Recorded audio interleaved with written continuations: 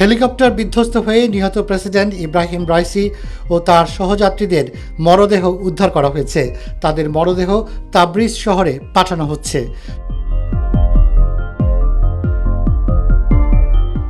সোমবার টেলিভিশনে সম্প্রচারিত এক মন্তব্যে ইরানের রেড ক্রিসেন্ট সোসাইটির প্রধান পীর হোসেন কলিভান্দ এই তথ্য জানিয়েছেন।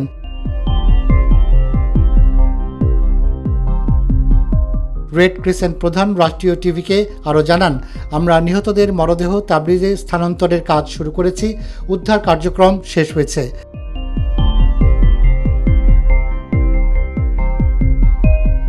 হেলিকপ্টারে প্রেসিডেন্ট রাইসি ছাড়াও পররাষ্ট্রমন্ত্রী হোসেন আমির আবদুল্লাহিয়ান, পূর্ব আজারবাইজান প্রদেশের গভর্নর মালেক রাহমাতি এবং এই প্রদেশে ইরানের সর্বোচ্চ নেতার মুখপাত্র আয়াতুল্লাহ মোহাম্মদ আলী আলে হাশেম ছিলেন।